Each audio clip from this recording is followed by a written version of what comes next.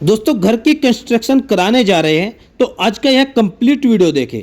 घर की कंस्ट्रक्शन कराते हुए आपको यह 15 गलतियां बिल्कुल नहीं करनी है, नहीं तो आपका घर कमजोर बनेगा। वीडियो बहुत ही इंफॉर्मेटिव होने वाला है, बस आपके 7 से 8 मिनट लूंगा दोस्तों, तो वीडियो को पूरा देखें और ध्यान से देखें। दोस्तों वीडियो स्टार्ट करने से पहले आपसे छोटी सी रिक्वेस्ट है, अगर आप चैनल पर नए हैं तो प्लीज चैनल को सब्सक्राइब और बेल आइकन को प्रेस करना बिल्कुल न भूलें, और अगर आपको वीडियो अच्छी लगे तो प्लीज वीडियो को लाइक भी कर दीजिएगा। चलिए दोस्तों ज्यादा देरी न करते हुए चलते हैं हमारे मेन टॉपिक की ओर। तो सबसे पहले बात करते हैं एक्सकैवेशन यानी कि फुटिंग या फाउंडेशन के लिए खुदाई। दोस्तों सबसे पहले आपको यह इंश्योर करना है कि आपको अपने घर को इन फ्यूचर कितने फ्लोर तक बनाना है।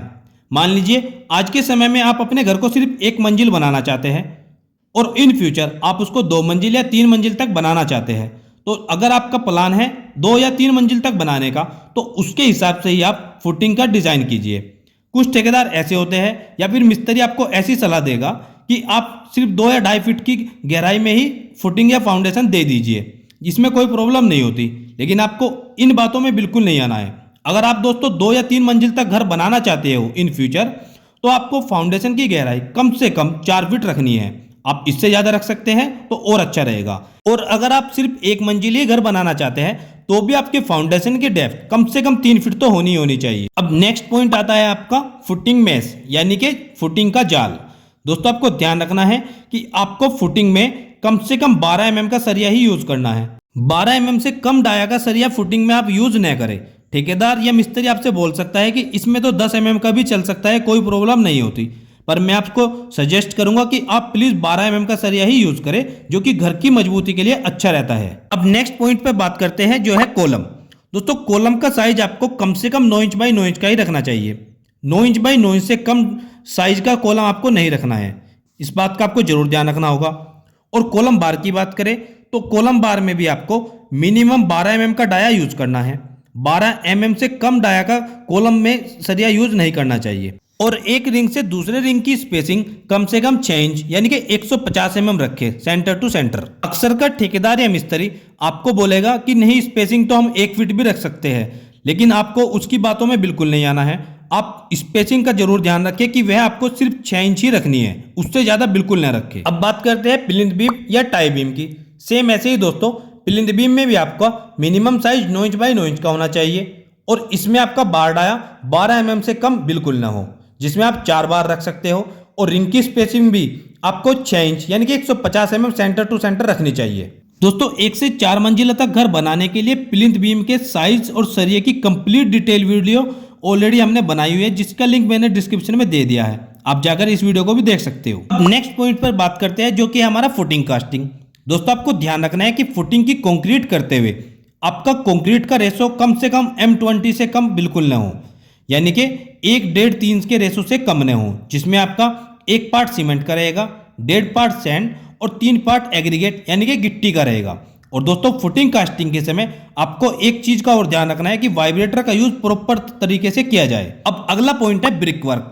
दोस्तों ब्रिक वर्क करते हुए आपको ध्यान रखना होगा कि ब्रिक वर्क करने से भी 2-3 दिन पहले आप अच्छी तरह से ईंटों की तराई करें, ताकि आपकी ईंटें अच्छी तरह से पानी को ऑब्जर्व कर ले।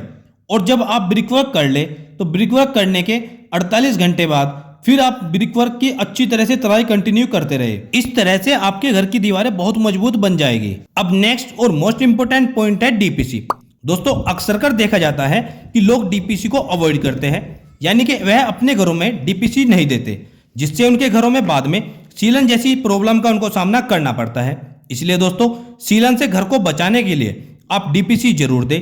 डीपीसी का लेवल आपका फिनिशिंग फ्लोर लेवल से ठीक 1 या 2 इंच ऊपर रहेगा, मतलब जहां पर आपका फर्श आएगा उससे ठीक 1 या 2 इंच ऊपर ही आप डीपीसी प्रोवाइड करें। इससे आपके घर का पेंट और प्लास्टर सुरक्षित बना रहेगा। अब अगला पॉइंट है स्लैब कास्टिंग यानी कि छत ढलाई। दोस्तों छत ढलाई करते हुए आपको ध्यान रखना है कि मिक्सचर मशीन में कंक्रीट अच्छे से मिक्स होना चाहिए। सेकंड, छत ढलाई में आपको प्रॉपर ढंग से वाइब्रेटर का यूज करना है। बीम में भी अच्छी तरीके से वाइब्रेटर लगना चाहिए ताकि छत में किसी भी तरह का हनीकॉम न आए।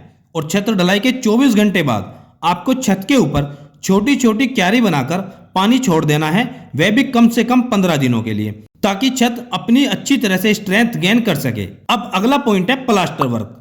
दोस्तों ध्यान रखें कि प्लास्टर करने से ठीक 2 या 3 दिन पहले आप अच्छी तरह से दीवारों की तराई कर ले उसके बाद ही प्लास्टर का काम स्टार्ट करें। वैसे ही आउटर की प्लास्टर कराते हुए यह जरूर ध्यान रखें कि बाहरी दीवारों पर जहां पर भी आरसीसी मेंबर्स आ रहा है, जैसे बीम, कॉलम या स्लैब, तो आउटर की दीवारों में सभी जगह पर ग्रुप अवश्य बनवा ले, ताकि अगर कभी इन फ्यूचर प्लास्टर में क्रैक आए भी तो क्रैक ज्यादा दूर तक न फैले।